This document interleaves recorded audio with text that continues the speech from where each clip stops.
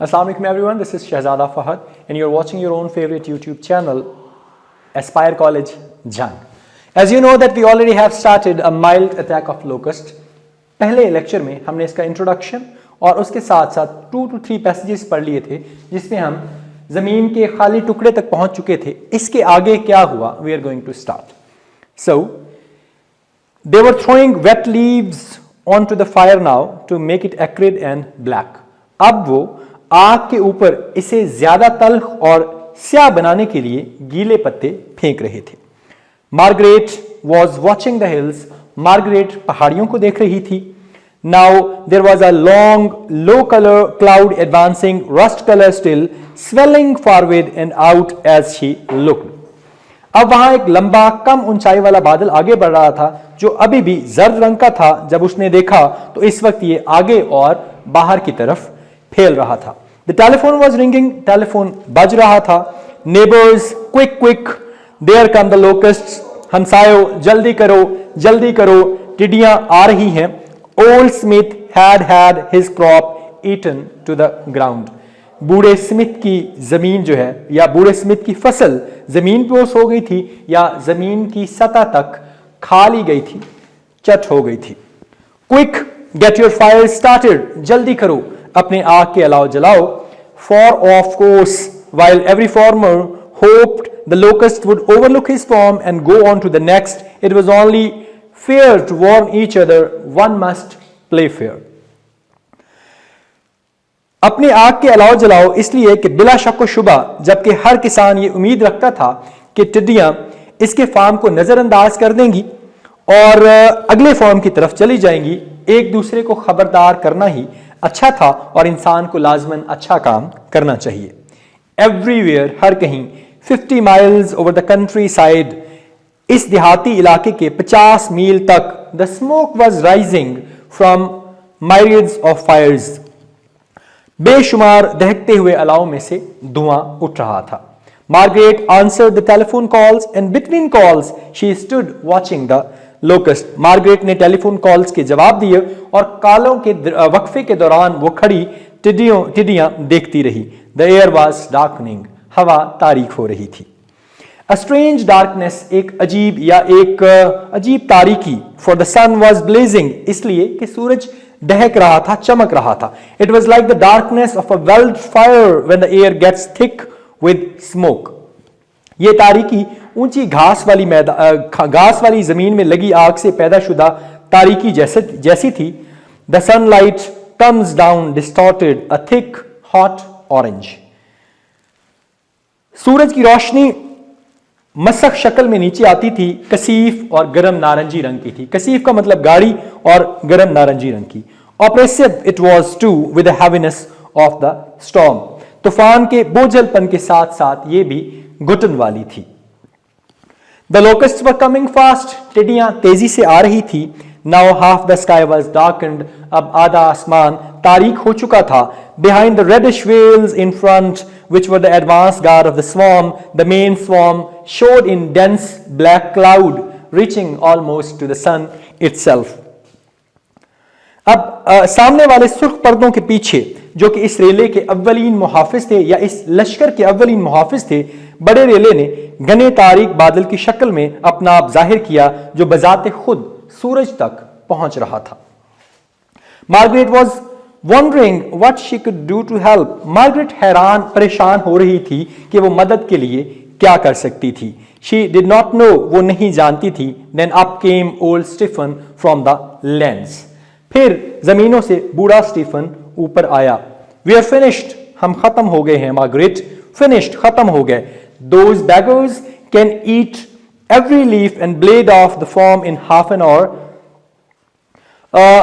वो भिखारी आधे घंटे में फार्म की तमाम या खेत की तमाम पत्तियां और पत्ते चट कर सकते हैं. And it is only early afternoon, और अभी तो स्पहर का आगाज हुआ है या आगाज है. If we can make enough smoke, make enough noise till the sun goes down, they will settle somewhere else perhaps. अगर हम काफी धुआं पैदा कर सकें, शोर मचा सकें, यहां तक कि सूरज गुरूब हो जाए, तो फिर शायद वो कहीं और जाकर ठिकाना कर लें. एंड देन, और फिर, गेट द कैटल गोइंग, काम जारी रखो या फिर रोटी का सिलसिला जारी रखो। इट्स थर्स्टी वर्क दिस, ये थका देने वाला या मुश्किल काम है। लुकिंग आउट, बाहर की तरफ देखते हुए, all the trees were clear and still, clotted with insects, their bugs weighed to the ground. बाहर की तरफ देखते हुए नजर आया कि तमाम दरख्त अजीब हालत में थे और साकित थे और इन पर कीड़े चमटे हुए थे और इनकी शाखें बोझल होकर जमीन को छू रही थी, यानी उनके ऊपर टिड्डियां इतनी मिकदार में थी कि उनके बोझ की वजह से उनकी जो शाखें हैं वो जमीन की तरफ झुकती चली जा रही थी।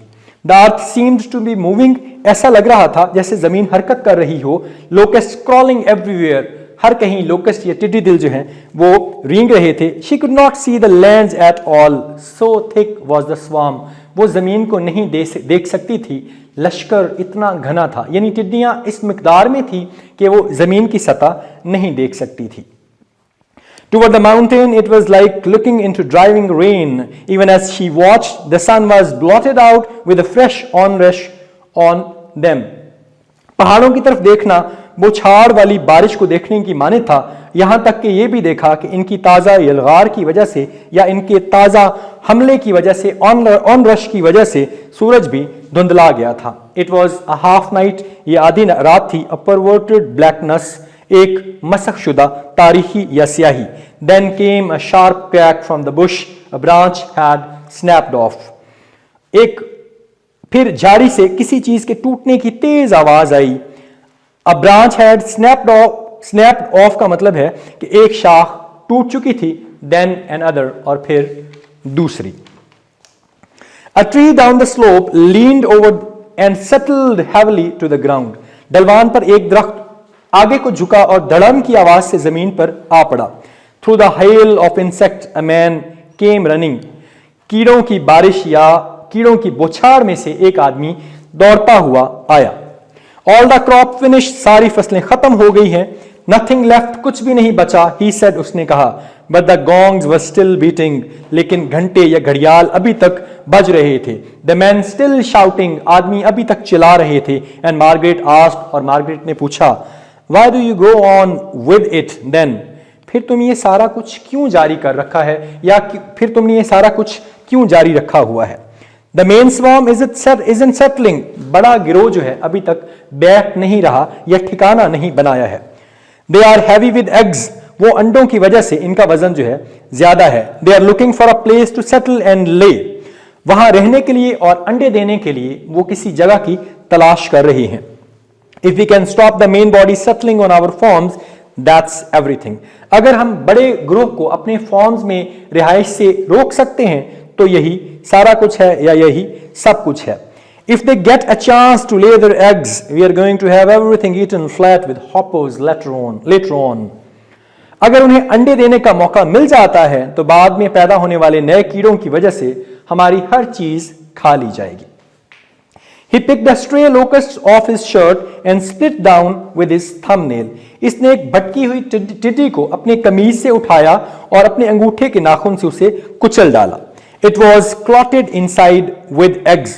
ये अंदर से अंडों से भरी हुई थी। Imagine, तसव्वुर करो, that multiplied by millions, और इन्हें लाखों से ज़रब दी जाए। You ever seen a hopper swarm on the march? क्या तुमने कभी टिड्डियों के गिरोह को बढ़ते हुए देखा? Well, you're lucky. अच्छा, तुम खुशकिस्मत हो। It is very bad. Is it very bad? क्या ये बहुत बुरा है? Asked Margaret fearfully. मार्गरेट ने डरते हुए या खौफजदा होकर पूछा। And the old man said empathetically, और बूढ़े आदमी ने जोर देकर बताया, We are finished. हम खत्म हो गए हैं। The swarm may pass over. ये लश्कर शायद गुजर जाए। But once they have started, लेकिन एक दफा जब वो शुरू हो जाते हैं, they will be coming down from the north now one after another. तो शुमाल की तरफ से वो यके बाद दीगरे आते चले जाएंगे। And then there are hoppers, it might go on for 2 or 3 years, और फिर यहाँ छोटी टिड्डियां यानी इनके बच्चे होंगे और ये सिलसिला 2 से 3 साल तक जारी रह सकता है। फॉर द लॉर्ड सेक, खुदा के लिए, सेड मार्गरेट एंगरली, मार्गरेट ने नाराजगी से कहा। स्टिल हाफ क्राइंग का मतलब होता है तकरीबन चिल्लाते हुए। What's here is bad enough, isn't it? जो हो चुका है क्या वो बहुत या काफी बुरा नहीं है, क्या ये बुरा नहीं है? For although that the evening air was no longer black and thick, but a clear blue with a pattern of insect whizzing this way and that across it. Everything else, trees, building, bushes, earth, was gone under the moving brown masses. अगरचे शाम की हवा अब मजीद काली और गहरी ना थी, लेकिन वाजिया नीली और इसके साथ ही कीड़े मकोड़े यहां से वहां तक हर चीज के ऊपर भिनभिनाते हुए नजर आ रहे थे। दरख्त, इमारतें, झाड़ियां, जमीन इन मुतहर्रिक भूरे रंग के कीड़ों से ढक गई थी। But Margaret preferred not even to think of them, लेकिन मार्गरेट ने इस बात को तरजीह दी कि इनके बारे में वो ना ही सोचे। After the mid meal the men went off to the land, दोपहर के खाने के बाद आदमी जमीनों पर चले गए। एवरीथिंग वॉज टू बी रिप्लांटेड, हर चीज नए सिरे से काश्त करना या आबाद होना थी। With a bit of luck another swarm would not come travelling down just this way, खुशकिस्मती से दूसरा अगर वो सफर करता हुआ इस रास्ते से ना गुजरेगा, खुशकिस्मती से दूसरा जो है ट्रेवलिंग डाउन दिस जस्ट वे इस रास्ते से नहीं आया था। But they hoped it would rain very soon, लेकिन उन्होंने उम्मीद की थी कि बहुत जल्द बारिश होगी। To spring some new grass, जिससे नया घास उगेगा। Because the cattle would die otherwise, क्योंकि ऐसा ना हुआ तो मवेशी मर जाएंगे। There was not a blade of grass left on the farm, farm में घास का एक तिनका तक नहीं बचा था। एज फॉर मार्गरेट, जहां तक मार्गरेट का ताल्लुक है, she was trying to get used to the idea of 3 or 4 years of locust. वो 3 से 4 साल के लिए टिड्डियों के हमले का तस्वुर से अपने आप को आदी बनाने की कोशिश कर रही थी। Locusts were going to be like bad weather from now onward, always imminent. टिड्डियां किसी बुरे मौसम की तरह बनने वाली थी, अब से लेकर हमेशा के लिए एक नागहानी, जैसे इस वक्त आजकल हमारे लिए पेंडेमिक बन चुकी है ना, बिल्कुल उसी तरह imminent. She left like survivor after war. इसने जंग के बाद एक बच जाने वाले शख्स की तरह अपने आप को महसूस किया। If this devastated and mangled countryside was not ruin, well, what then was ruin? अगर ये तबाहशुदा और बर्बाद देहाती इलाका खंडर नहीं बना था, तो फिर खंडर क्या था? But the men ate their supper with good appetites. लेकिन मर्दों ने रात का खाना पेट भरकर खाया। It could have been worse, ये तो इससे भी बदतर हो सकता था। वॉज व्हाट दे सेड, ये वो बात थी जो उन्होंने कही। It could be much worse, ये इससे भी बहुत बदतर हो सकता था। So that is all about this lesson and we do have some question and answers with it, और इसको मैं आपके सामने जो है वो डिटेल में डिस्कस कर देता हूं। फर्स्ट ऑफ ऑल हमारे पास जो पहला क्वेश्चन है that is What are locusts? यानी टिड्डियां क्या है, आपने उसको डिफाइन करना है। Locusts are a type of African and Asian winged insect. ये अफ्रीकन या एशियन छोटे छोटे इंसेक्ट्स हैं, हशरात हैं जिनके पर होते हैं। They imagine in huge swarms, they migrate in huge swarm. वो बड़े लश्कर में जो है माइग्रेट करते हैं। They attack in the area of 50 miles. तकरीबन इनका ग्रो इतना बड़ा होता है कि वो 50 मील के एरिया में हमलावर होते हैं। These swarms destroy all the vegetation of a district. एक पूरे डिस्ट्रिक्ट की सारी वेजिटेशन या सब्जे को वो तबाह कर सकती हैं। Question number 2, why did the farmers throw wet leaves on fire? कि किसानों ने गीले पत्ते आग पर क्यों फेंके? The farmers threw wet leaves on fire in order to make it acrid and black. किसानों ने गीले पत्ते आग पर इसलिए फेंके ताकि उसे और कड़वा और स्याह बना सकें। This was one of the precautionary steps that took to save their crops from the attack of locusts. ये उन पेश बंदी के इकदामात में से एक इकदाम था जो इनकी फसलों को टिड्डियों के हमले से बचा सकता था। Question number 3, what was the desire of every farmer? हर फार्मर जो है, किसान है, उसकी ख्वाहिश क्या थी? The desire of every farmer was to see his farm free and safe from the attack and destruction of the locust. हर किसान की यह ख्वाहिश थी कि वो अपने खेतों को टिड्डियों के हमले और तबाही से आजाद या महफूज देखे। He hope the locust would overlook his farm and go on to the next. उनको उम्मीद थी, वो इस ख्वाहिश में थे कि जो टिड्डी दल हैं उनके खेतों को नजरअंदाज करें और अगले खेतों पे चले जाएं। Question number 4, did Margaret know what to do to keep the locusts away? क्या मार्गरेट जानती थी कि लोकस्ट को दूर रखने के लिए या टिड्डी दल को दूर रखने के लिए क्या किया जाना चाहिए? नो, नहीं। Margaret did not know what to do to keep the locust away. मार्गरेट नहीं जानती थी कि टिड्डी दल को दूर रखने के लिए क्या करना चाहिए, because she was new there, क्योंकि वो वहां पे नई थी, and she had no experience of locust before, और उसे इससे पहले लोकस्ट का कोई तजुर्बा नहीं था। What was the condition of the trees? दरख्तों की हालत कैसी थी? All the trees were queer and still. सारे अजीब और साकिन थे। They were clotted with insects and their bugs weighed them down to the ground. वो उन टिड्डी दल के साथ लदे हुए थे और उनकी शाखें जो है वो जमीन बोस हो रही थी। Question number 6. How did old Stephen treat the stray locust which he found on his shirt? Old Stephen यानी बूढ़े स्टीफन ने उस टिड्डी दल के साथ क्या किया जो उसे अपनी शर्ट पर मिली? The old Stephen split down the stray locust with his thumbnail when he found it on his shirt. जब उसे टिड्डी दल अपनी शर्ट के ऊपर से मिली तो उसने अपने नाखून के साथ जो है उसको चीरा, उसको खोल के देखा। Question number 7. Are the hoppers different from locust? क्या होपर्स जो हैं वो लोकस्ट से मुख्तलिफ होते हैं? जी हाँ, the hoppers are offsprings of locust. Hopper basically locust यानी टिड्डी दल के छोटे बच्चे होते हैं। They are different in the sense that they are an initial underdeveloped and immature form of locust. वो इस सेंस में डिफरेंट होते हैं कि वो छोटे होते हैं, इमेच्योर होते हैं, और अभी वो बड़े हो रहे होते हैं, और इनिशियल स्टेज होती है वो टिड्डी दल की। क्वेश्चन नंबर 8 है, did Margaret loose hurt on the loss of the crops? क्या मार्गरेट जो है फसलों के ज़्यादा पर जो है अपनी हिम्मत हार गई?